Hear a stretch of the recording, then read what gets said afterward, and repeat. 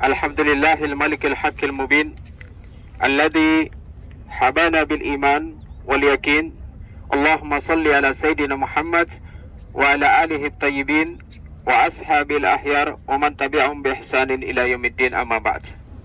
Puji syukur kita kehadirat Ilahi Rabbil Alamin yang telah mengurniakan kita hidayah, taufik serta inayahnya. Alhamdulillah, kita masih diberi kesehatan dan kekuatan dalam menjalankan ibadah-ibadah kita di Madinah, yaitu di kampung baginda sallallahu alaihi wasallam.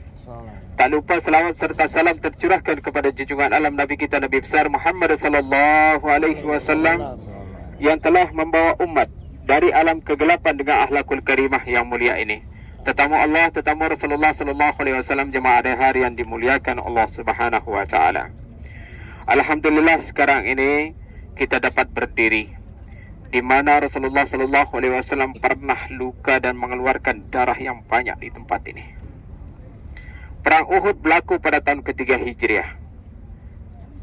Rasulullah sallallahu alaihi wasallam sebelum berlakunya peperangan telah mendapatkan kabar dan berita dari salah seorang sahabat di Mekah. Telah berangkat orang-orang Mekah menuju Madinah seramai 3.000 orang, lengkap dengan pakaian perang, kata baginda sallallahu alaihi wasallam. Rasulullah sallallahu alaihi wasallam mengumpulkan orang-orang Madinah, mengumpulkan orang-orang Islam di Madinah, dan juga menginginkan perang di Madinah. Apa kata beliau sallallahu alaihi wasallam? Sahabat-sahabatku, saudara-saudaraku, kita akan kedatangan tamu dari Makkah. Mereka telah berangkat menuju Madinah seramai 3.000 orang, lengkap dengan pakaian perang. Tentu dan pasti mereka ingin membalas atas meninggalnya keluarga mereka dalam peperangan sebelum ini, kata baginda sallallahu alaihi wasallam, yaitu di negeri Badar. Perang Badar berlaku pada tahun kedua Hijriah, pada bulan Ramadan, 17 hari bulan, hari Jumat. Disitulah kemenangan Islam. Dalam perang Badar, 3 pasukan yang berperang. Yang pertama adalah pasukan Islam yang dipimpin oleh baginda sallallahu alaihi wasallam. Kemudian yang kedua adalah bantuan daripada Allah Subhanahu wa taala, tentara-tentara malaikat, juyusun lan tarawnaha, tentara yang tak dapat kita lihat, dan musuh dari Mekah yang diketuai oleh Abu Jahal, Abu Sufyan, Khalid bin Walid, dan yang lainnya. Ada beberapa di antara mereka yang selalu menyakiti baginda sallallahu alaihi wasallam ketika di Mekah, termasuk di antara mereka Abu Jahal. Lebih kurang 5 atau 6 orang yang selalu menyakiti baginda sallallahu alaihi wasallam ketika di Mekah. Pada ketika itu Rasulullah sallallahu alaihi wasallam tengah solat, tengah sujud di depan Ka'bah. Di antara mereka berkata, siapa yang dapat mencari isi perut onta, bawa datang ke sini. Kemudian di antara mereka berkata, saya akan dapatkan. Setelah mereka dapat, Rasulullah tengah sujud diletakkan di belakang baginda sallallahu alaihi wasallam, penuh dengan kotoran onta ketika sujud di depan Ka'bah. Maka salah seorang sahabat berkata, memberitahukan kepada Fatimah Zahra, wahai Fatimah, ada salah seorang yang meletakkan kotoran-kotoran onta di belakang Rasulullah. Maka Fatimah datang dengan membawa air sambil menangis dari rumahnya, pergi ke depan Ka'bah. Ternyata Rasulullah sallallahu alaihi wasallam tengah sujud di depan Ka'bah. Maka dengan sabar Fatimah membersihkan kotoran-kotoran unta itu di belakang baginda sallallahu alaihi wasallam sambil menangis. Kemudian setelah bersih kotoran unta itu di belakang baginda sallallahu alaihi wasallam, beliau bangkit dari sujud dan berdiri di depan Ka'bah, di depan pintu Ka'bah. Rasulullah sallallahu alaihi wasallam mengangkat tangan dan minta kepada Allah Subhanahu wa taala, yaitu agar dibinasakan orang-orang ini, termasuk di antara mereka Abu Jahal. Dibaca satu persatu nama mereka, kemudian didengar oleh mereka. Apa kata mereka semua, termasuk di antara mereka Abu Jahal? Kalau seandainya Muhammad telah minta kepada Tuhannya, pasti akan dikabulkan, kata mereka. Allah Subhanahu wa taala kabulkan doa baginda sallallahu alaihi wasallam ketika berlakunya perang Badar. Yang meninggal dalam perang Badar banyak sekali keluarga dari Abu Sufyan dan juga Hindun. Dan juga yang termasuk meninggal mereka di perang Badar adalah Abu Jahal. Setelah beberapa hari mereka meninggal. Dan pada ketika itu Rasulullah sallallahu alaihi wasallam dan para tentara Islam lebih kurang 2-3 hari masih ada di negeri Badar. Beliau berdiri di atas pekuburan mereka. Apa kata baginda sallallahu alaihi wasallam? Inilah kebenaran terhadap Allah Subhanahu wa taala kepada kalian. Kemudian didengar oleh Abu Bakar, ya Rasulullah, apakah mereka mendengar apa yang kau ucapkan? Kemudian Rasulullah berkata, mereka lebih peka daripada kita yang masih hidup ini. Cuma hanya tak dapat menjawab, kata baginda sallallahu alaihi wasallam. Ini adalah satu dalil bahawa orang yang meninggal dunia mengetahui siapa yang datang menziarahinya siapa yang datang ke kuburannya. Dan juga insya Allah kita akan memberi salam kepada mereka syuhada Uhud. Dijelaskan di dalam hadis, wa ma min rajulin yamurru bi qabri rajulin aw bi qabri akhi wa kana ya'rifu fid dunya fa yusallimu illa raddallahu lahu ruhahu hatta yaruddu alaihi salam. Apabila kita pergi ziarah ke salah satu pemakaman atau pekuburan dan kita mengetahui siapa yang dimakamkan, yang kita beri salam, Allah Subhanahu wa taala akan mengembalikan ruhnya sehingga dia dapat menjawab salam kita. Begitupun juga baginda sallallahu alaihi wasallam. Rasulullah sallallahu alaihi wasallam mengumpulkan orang-orang Islam di Madinah pada ketika itu. Saudara-saudaraku, sahabat-sahabatku, kita akan lawan mereka di Madinah. Kita akan hadang mereka di Madinah. Bagi kaum muslimat dan yang lain, cari batu yang banyak. Kita letakkan di atas rumah kita. Jika mereka lalu dari bawah rumah, kita lempar mereka dengan batu dari atas rumah kita, kata baginda sallallahu alaihi wasallam. Akan tetapi pemuda-pemuda Islam pada ketika itu berkata, "Ya Rasulullah, sebelum datangnya Islam di Madinah, kami belum pernah perang dalam kota Madinah. Belum pernah melawan musuh di dalam Madinah. Kami selalu keluar, takut terpengaruh orang tua kita, takut terpengaruh budak-budak kita, takut terpengaruh wanita-wanita kita. Alangkah banyak kalau seandainya kita keluar, ya Rasulullah," kata pemuda-pemuda Islam pada ketika itu. Maka masuklah baginda sallallahu alaihi wasallam dalam bilik diam. Lama sekali baginda sallallahu alaihi wasallam dalam bilik pada ketika itu, dan telah kumpul semua para sahabat, yaitu di rumah Rasulullah sallallahu alaihi wasallam. Ketika beliau di dalam rumah, terdengar beberapa kalimat dari para sahabat. Mungkin Rasulullah marah karena kita tidak mengikuti arahannya untuk perang dalam kota Madinah, atau mungkin Rasulullah tengah berdoa atas kemenangan kita dalam peperangan ini nanti, atau mungkin Rasulullah tengah memakai pakaiannya. Inilah kalimat yang didengar oleh baginda sallallahu alaihi wasallam dari dalam bilik. Setelah lama keluarlah beliau sallallahu alaihi wasallam lengkap dengan pakaian perang. Apa kata para sahabat? "Wahai Rasulullah, lepaskan pakaianmu. Perintahkan kepada kami, kami yang akan melawan mereka. Kami yang akan membunuh mereka sebagaimana berlaku peperangan dalam 1 tahun yang dulu, yang lepas di negeri Badar," kata para sahabat. Apa jawaban baginda sallallahu alaihi wasallam? "Kita akan keluar, saudaraku.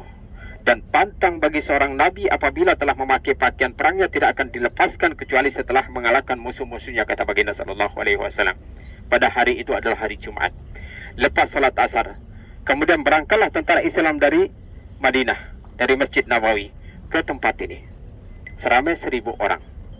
Berjalan dari Madinah, dari kota Madinah ke tempat ini seramai 1000 orang. Ketika dalam perjalanan, Rasulullah sallallahu alaihi wasallam melihat ada satu kelompok selalu mengacaukan tentara-tentara Islam pada ketika itu. Sehingga beliau bertanya, "Siapa mereka? Kelompok siapa mereka?" Kemudian diberitahukan itu adalah kelompok Abdullah Ubay bin Salul Al-Bahlul. Ya, nambah Bahlul ini saya. Itulah orang-orang munafik yang ada di Madinah pada ketika Rasulullah sallallahu alaihi wasallam sampai. Juga Rasulullah SAW sampai di Madinah ketika membina Masjid Quba, dia pun juga membina masjid, yaitu Masjid Dirar. Akan tetapi tujuannya membina Masjid Dirar bukan atas dasar takwa, yaitu juga ingin memecah belahkan umat. Sehingga turunlah ayat kepada baginda sallallahu alaihi wasallam atas masjid yang dibina bukan atas dasar takwa. InsyaAllah nanti sampai di Quba. Ini adalah sejarah tentang Masjid Quba, yaitu surat At-Taubah ayat 108 yang menjelaskan Bismillahirrahmanirrahim. "La masjidun ussisa ala taqwa min awal yaumin ahakun an taquma bihi rijalun yuhibbu ayatatahhara wallahu yuhibbul mutahhirin." Jadi ini adalah sebab ayat ini turun kepada baginda sallallahu alaihi wasallam, la masjidun ussisa ala taqwa. Jadi masjid yang dibina, yang ditaksis atas dasar takwa pada ketika itu, min awal yaumin ahakun an taquma bihi. Yaitu hanya masjid yang pertama yang dibina, adapun yang lain itu bukan atas dasar takwa. Sehingga baginda sallallahu alaihi wasallam memerintahkan para sahabat untuk membakar masjid itu. Itulah Masjid Dirar. Itu ketika Rasulullah SAW sampai di perkampungan Quba. Kemudian pada tahun ketiga Hijriah, ketika berlakunya perang Uhud, dia pun juga ikut. Tadi dalam gambar di situ ada panah merah, kemudian ada yang hijau, tapi ada panah patah balik. Itulah orang-orang munafik. Nanti kita kembali, saya akan jelaskan di situ. Adalah orang-orang munafik seramai 300 orang. Maka sampailah tentara Islam di tempat ini hanya 700 orang saja yang melawan 3000 orang. Rasulullah sallallahu alaihi wasallam setelah sampai di sini, dan perang berlaku pada hari Sabtu. Pagi hari seperti kita sekarang ini, matahari datang dari sebelah sana dan tentara orang musyrikin dari sebelah kiri, Bukit Uhud. Inilah Bukit Uhud. Dari sanalah tentara orang-orang musyrikin seramai 3.000 orang. Apa yang dibuat Rasulullah SAW strategi ketika berlakunya peperangan?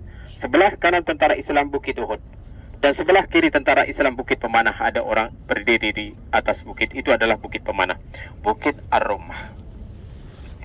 Matahari datang dari sebelah sana, sehingga mereka tak dapat jelas melihat tentara-tentara Islam karena matahari pada ketika itu.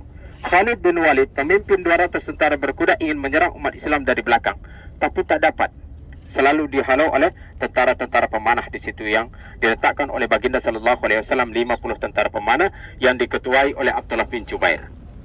Apa perintah Rasulullah sallallahu alaihi wasallam kepada tentara pemanah ini? Jangan turun dari bukit itu. Apapun yang berlaku terhadap kami, jangan turun, kata baginda sallallahu alaihi wasallam. Tunggu perintah yang kemudian. Peperangan yang pertama, Islam berjaya. Apa yang telah dirancang oleh baginda sallallahu alaihi wasallam kepada tentara pemanah, semua berjalan dengan baik. Jangan turun, walaupun kami di bawah habis dipatok oleh burung, jangan turun, kata baginda sallallahu alaihi wasallam. Pada peperangan pertama, Islam berjaya. Khalid bin Walid 3 kali ingin menyerang umat Islam dari belakang, karena tak nampak jelas dari silo daripada sinar matahari. Setelah 3 kali Khalid bin Walid ingin menyerang umat Islam dari belakang, apa kata Khalid bin Walid? Kita tidak mungkin membunuh orang-orang Islam selama orang yang ada di atas bukit itu masih kuat. Kemudian Khalid bin Walid berpikir, ini adalah salah seorang panglima yang cerdik dan pandai yang diberi oleh Allah Subhanahu wa taala sebelum masuk Islam. Khalid bin Walid, dia pergi ke kumpulan mereka 3.000 orang. Kemudian dia ambil harta yang dia bawa dari Mekah, harta bawaan mereka, harta perang mereka. Kemudian diambil, diletakkan di bawah bukit pemanah itu. Kata Khalid bin Walid, kita akan pancing mereka, pasti akan terpengaruh. Karena dalam peperangan-peperangan dulu jahiliyah, apabila salah satu di antara musuh menyerahkan harta bawaan mereka, harta perang mereka, itu maknanya mereka kalah. Setelah diletakkan oleh Khalid bin Walid di bawah bukit pemanah itu, berundur ke belakang. Pasti mereka terpengaruh, kata Khalid bin Walid. Ternyata 40 orang terpengaruh. Inilah yang dikhawatirkan oleh baginda sallallahu alaihi wasallam. Jangan turun, apapun yang berlaku terhadap kami di bawah, walaupun kami habis dipatok oleh burung, jangan turun. Akan tapi mereka terpengaruh 40 orang, turun berebut harta perang. Apa kata Abdullah bin Jubair di atas? Jangan turun saudaraku, ini adalah tipu daya daripada Khalid bin Walid. Kita peperangan belum selesai lagi, kita masih dalam keadaan kacau balau. Setelah diletakkan, turun 40 orang berebut harta perang. Ketika mereka turun, Khalid bin Walid senyum dari jauh. Kemudian kembali menyerang mereka, terbunuh mereka 50 orang. 10 orang di atas tidak mampu melawan 200 tentara berkuda, terbunuh mereka semua di situ. Dan Sayyidina Hamzah pada ketika itu tidak tahu siapa yang telah merancang pembunuhannya sebelumnya. Ada seorang hamba yang bernama Wahsy, yang dilatih oleh Hindun, yang disuruh berlatih oleh Hindun. Ya Wahsy, kata Hindun, aku tugaskan kamu dalam peperangan ini nanti hanya untuk membunuh Hamzah.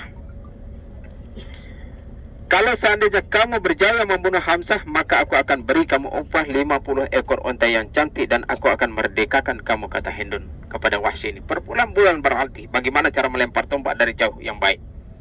Wahsy ini dengan senang hati dan bersemangat berlatih. Ketika berlakunya perang Uhud, Sayyidina Hamzah tidak mengetahui siapa yang telah merancang pembunuhannya. Ini adalah satu isyarat sebelum berlakunya peperangan ada di baginda sallallahu alaihi wasallam, yaitu di antaranya ra'aitu sayfi zulman, kata baginda sallallahu alaihi wasallam. Aku melihat dalam mimpi dalam peperangan ini pedangku tumpul, kata baginda sallallahu alaihi wasallam. Kemudian para sahabat mendengar, ya Rasulullah, apa yang akan berlaku terhadap kita nanti dalam peperangan ini? Apakah kita semua akan meninggal, kata para sahabat. Kemudian Rasulullah SAW menjelaskan, memang dalam peperangan ini nanti banyak kita yang akan meninggal. Akan tetapi yang meninggal akan menjadi syahid, akan mendapatkan surganya Allah Subhanahu wa taala, sehingga mereka bersemangat lebih tinggi lagi, tidak mau tahu apakah hidup ataupun mati. Dan jika mereka mati akan menjadi syahid. Terbukti pada tahun 46 Hijriah. Mereka meninggal pada tahun ketika Hijrah, hujan lebat di kawasan ini, kemudian banjir yang membongkar pemakaman mereka di masjid yang sekarang. Disitulah pemakaman mereka yang pertama. Pada pagi hari, semua jasad syuhada ini nampak di atas, semua terbongkar semua. 70 syuhada ini masih utuh jasad mereka. Bahkan pada ketika itu dikabarkan masih ada di antara mereka mengalir darah. Sebagaimana dijelaskan Allah Subhanahu wa taala dalam Al-Qur'an surat Ali Imran bahwa orang yang mati syahid itu tidak mati, akan tapi masih hidup di sisi Tuhannya dan masih mendapatkan rezeki daripada Allah Subhanahu wa taala. Cuma kita hanya berbeza alam saja. Dijelaskan bismillahirrahmanirrahim, wala tahsabanna allazina qutilu fi sabilillahi amwatan bal ahya'u inda rabbihim yurzaqun. Jadi janganlah kita menganggap dan mengira bahwa orang yang mati syahid itu adalah amwatan, mati, bal ahya'u inda rabbihim, akan tetapi mereka ini masih hidup di sisi Tuhannya dan masih mendapatkan rezeki daripada Allah Subhanahu wa taala. Cuma kita hanya berbeda beza alam. Kemudian setelah berlakunya banjir dipindahkan ke tempat pemakaman yang sekarang ini. Inilah pemakaman yang kedua setelah berlakunya banjir pada tahun 46 Hijriah. 43 tahun setelah mereka meninggal. Ketika mereka dipindahkan, ada di antara sahabat ingin memindahkan, ingin membawa syuhada ini ke pekuburan Baqi. Akan tetapi apa yang berlaku? Ketika diangkat jasad syuhada Uhud ini, semua bukit Uhud ini bergegar. Yaitu tidak memberikan, seakan-akan berkata, kemana syuhada ini dibawa nih, saya akan ikut. Inilah yang dijelaskan sebelum meninggalnya baginda sallallahu alaihi wasallam, haza jabalun min jibalil jannah yuhibbuna wa nuhibbuhu. Ini adalah salah satu bukit yang ada dalam surganya Allah Subhanahu wa taala. Dia mencintai kita dan kita pun juga mencintainya. Jadi panjang bukit Uhud ini lebih kurang 8 atau 9 km dan tinggi 1050 meter. Ini adalah bukit yang diumpamakan apabila kita dapat menyelesaikan pemakaman di antara keluarga kita, saudara kita, mulai dari memandikan, mengapankan, memakamkan dan semuanya, akan mendapatkan 2 qirat. 1 qirat sama dengan bukit Uhud ini. Inilah yang pahala kita dapatkan jika kita dapat menyelesaikan pemakaman di antara keluarga dan saudara kita. Tetamu Allah, tetamu Rasulullah sallallahu alaihi wasallam, jemaah hari yang dirahmati Allah Subhanahu wa taala. Ketika Sayyidina Hamzah telah terbunuh oleh salah seorang hamba bernama Wahsy, pada ketika itu Sayyidina Hamzah ada di belakang batu besar, berhadapan dengan Wahsy lebih kurang 5 atau 6 meter. Setelah nampak Sayyidina Hamzah, kemudian dilemparkan tombaknya kena ke perut Sayyidina Hamzah, tembus ke belakang. Maka jatuhlah Sayyidina Hamzah pada ketika itu. Kemudian diberitahukan kepada tuannya Hindun, ya Hindun, aku telah berjaya membunuh Hamzah. Maka dengan senyum Hindun berlari melihat Sayyidina Hamzah telah tak bernyawa. Kemudian dibelah perut Sayyidina Hamzah, ditarik jantung Sayyidina Hamzah, dan bahkan ada yang mengatakan ini dimakan jantung Sayyidina Hamzah. Karena dia sangat marah kepada Sayyidina Hamzah dalam peperangan Badar. Dalam perang Badar banyak sekali yang meninggal keluarga dari Hindun yang dibunuh oleh Sayyidina Hamzah. Hamzah adalah salah seorang daripada kerabat karib baginda sallallahu alaihi wasallam yang disegani oleh orang-orang musyrikin. Dan jika ikut dalam peperangan, dia selalu membawa 2 pedang. Di tangannya 2 pedang. Kemudian ketika ada musuh di hadapannya, selalu mereka meninggal. Sebab itulah Allah Subhanahu wa taala beri gelaran kepada Sayyidina Hamzah dalam peperangan ini, asadallah wa asada rasuli, singanya Allah dan singanya Rasulullah sallallahu alaihi wasallam. Ada juga salah seorang pemuda Islam yang bernama Mus'ab ibn Umair yang makamnya bersama Sayyidina Hamzah di depan di situ nanti. Ada Mus'ab ibn Umair, putra daripada orang kaya raya di Makkah, ikut bersama baginda sallallahu alaihi wasallam hijrah ke Madinah. Ketika ingin minta izin mengambil pakaian, sebagian pakaiannya ke dalam rumahnya, orang tuanya di depan menunggu, jangan masuk ke rumah saya lagi, karena sekarang kamu ikut bersama Nabi Muhammad, tinggalkan aku. Dialah yang diperintahkan oleh baginda sallallahu alaihi wasallam ketika berlakunya peperangan yang memegang bendera Islam, memberi semangat kepada tentara Islam. Ketika berlakunya peperangan, Allahu Akbar, 2 tangannya ini terputus. Kemudian dia tak patah semangat, ingin mengangkat dengan mulutnya, tapi kena dengan lemparan tombak, terbunuhlah dia. Itulah Mus'ab ibn Umair yang ketika dimakamkan oleh baginda sallallahu alaihi wasallam dalam peperangan ini, tak dapat menutupi semua jasadnya dengan pakaian yang dipakai, yang sebagian kakinya ditutup dengan dedaunan. Rasulullah sallallahu alaihi wasallam dalam peperangan Uhud ini juga sangat menyedihkan sekali. Kepala baginda sallallahu alaihi wasallam yang dipukul oleh orang musyrikin bidarbatan syadidah, dengan pukulan yang sangat keras sekali, sehingga keluarlah darah dari kepala baginda sallallahu alaihi wasallam. Kemudian pipi sebelah kanan Rasulullah sallallahu alaihi wasallam kena dengan pedang yang begitu keras juga, bidarbatan syadidah, yang menyebabkan paku besi helm baginda sallallahu alaihi wasallam masuk ke dalam gigi beliau sebelah kanan. Ada salah seorang sahabat pada ketika itu, dan Abu Bakar ingin berusaha mencabut besi itu, akan tapi sahabat berkata, biarkan saya Abu Bakar, ingin cabut paku itu yang masuk dalam gigi Rasulullah sallallahu alaihi wasallam. Ketika berusaha dengan pelan sekali, karena Rasulullah merasakan sakit sekali. Dengan berpelan dan perlahan-lahan cabut paku itu. Ketika dicabut paku yang pertama, patah gigi sahabat satu. Abu Bakar ingin berusaha lagi mencabut paku yang ada di dalam gigi baginda sallallahu alaihi wasallam. Apa kata sahabat? Ya Abu Bakar, biarkan saya untuk melengkapi mencabut paku itu. Kemudian setelah dicabut yang kedua, patah gigi sahabat yang kedua lagi. Cerit keluar darah baginda sallallahu alaihi wasallam dengan keras ketika tercabut besi itu ke muka sahabat. Akan tetapi semua darah baginda sallallahu alaihi wasallam diminum oleh sahabat pada ketika itu, ingin mencari barakah. Dan ada salah seorang saudara daripada Sa'ad bin Abu Waqqas, adik-beradik dari Abu Waqqas, Jarrah bin Abu Waqqas, ingin memanah baginda sallallahu alaihi wasallam dari dekat, sangat dekat sekali. Di depan muka baginda sallallahu alaihi wasallam dipanah sehingga patah gigi baginda sallallahu alaihi wasallam dua. Pada ketika itu Rasulullah diam.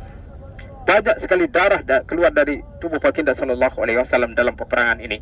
Bukannya beliau sallallahu alaihi wasallam tak mau minta dan mohon kepada Allah Subhanahu wa taala agar diberi kekuatan, akan tetapi dalam peperangan ini adalah pembuktian keimanan umat Islam pada ketika itu. Banyak sekali darah yang keluar dari tubuh baginda sallallahu alaihi wasallam ketika berlakunya peperangan. Bahkan juga berlaku fitnah pada ketika itu. Ketika berlakunya peperangan, Rasulullah sallallahu alaihi wasallam banyak sekali darah keluar dari tubuhnya yang menyebabkan beliau terjatuh di salah satu longkang yang di sebelah kiri bukit pemanah ada longkang. Terjatuh beliau sallallahu alaihi wasallam di situ dan pingsan. Ada di antara mereka berkata, orang-orang musyrikin ini, Muhammad telah terbunuh. Ada di antara mereka berkata, aku telah membunuh Muhammad. Tapi Rasulullah sallallahu alaihi wasallam masih hidup. Kemudian ada di antara para sahabat membentengi baginda sallallahu alaihi wasallam, termasuk di antara mereka Sa'ad bin Abi Waqqas pada ketika itu. Ada di antara mereka terbunuh di hadapan baginda sallallahu alaihi wasallam. Apa kata beliau? Jannah alaikum ya ashabi, jannah alaikum ya ikhwani. Inilah yang berlaku dalam peperangan Uhud.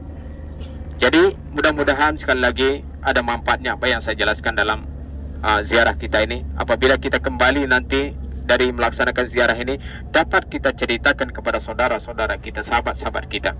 Jadi kita bukan hanya untuk ziarah saja, akan tapi kita harus mengetahui apa yang berlaku dalam peperangan ini, dalam peperangan Uhud yang sangat menjadikan dalam kehidupan baginda sallallahu alaihi wasallam.